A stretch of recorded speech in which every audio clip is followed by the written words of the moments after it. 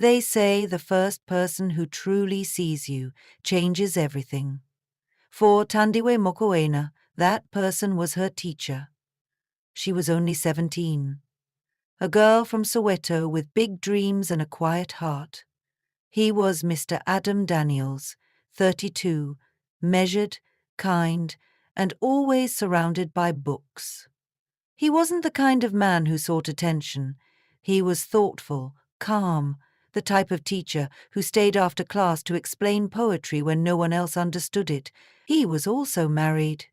It started slowly, as these things often do. Tandiwe loved stories. She read everything.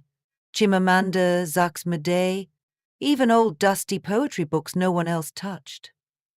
Adam noticed. He started leaving books on her desk, always anonymous, but she knew it was him. One day she stayed after class to return a book. That's when it changed. They spoke about words, not feelings. But the feelings slipped in anyway, hidden between lines, between laughs, between silences that held more than any sentence ever could. At first, Thandidwe thought it was admiration, the way her heart jumped when he called her by name, the way her mind wandered during his lectures. She thought it was just respect. But respect doesn't make your pulse race. It doesn't make you write secret poems or walk slower past someone's office door. Adam felt it too. The way she saw the world, raw, unfiltered, beautiful. It reminded him of himself at that age, before life settled into routine. But he was her teacher, and he knew better. He kept his distance. She stayed in line. Still, the space between them grew dense with what neither dared say. On the last day of school, Thandiwe lingered after everyone left. She handed him a small book of poems, her own. She didn't say goodbye, just walked away. Adam stood there holding the book like it was fragile. Inside, on the last page, she had written, "For the man who taught me more than English. For the first story I'll never forget." They didn't speak again for years. University transformed Thandiwe. She grew into her words, found stages to share her poetry, gathered crowds with her fire. Her name began to circulate. Her voice became a movement.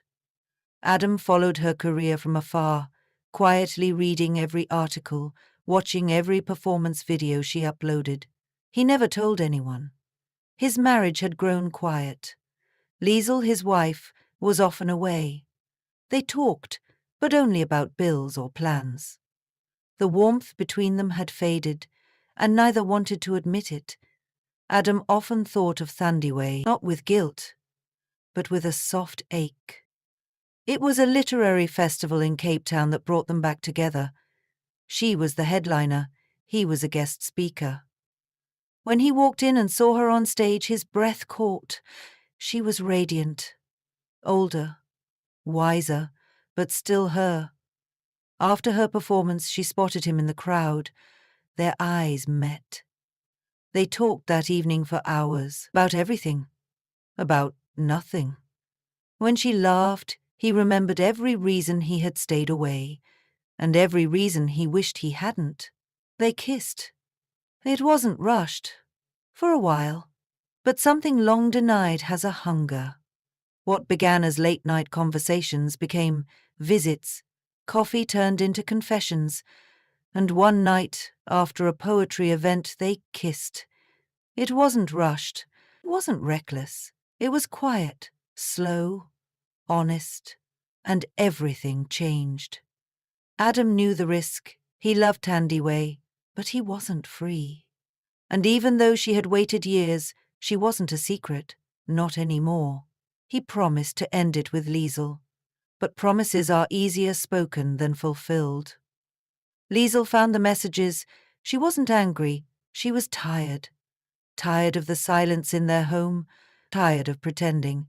She asked one question, "Do you love her?" Adam didn't lie.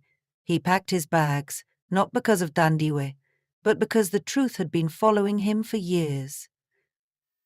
He showed up at Thandiwe.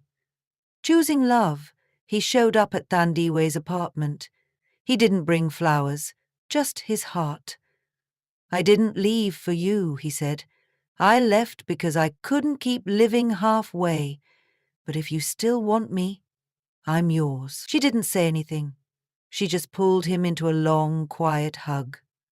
They started again, slowly, carefully. They were no longer teacher and student, no longer a fantasy or a poem. They were two people choosing love. Together, they opened a creative writing academy for township youth, a place where stories mattered, where voices were heard. He taught structure. She taught soul. They didn't talk much about the past, but sometimes Thandiwe would smile during a lesson and say, "Funny how life brings you back to your beginnings." Some love stories aren't easy. Some test time, distance, and fear, but the ones worth telling are rarely simple. Between chalk and heartbeats, Thandiwe and Adam found something real, something forbidden, but honest, risky, but right. Not perfect, but theirs. And sometimes that's all love needs to be.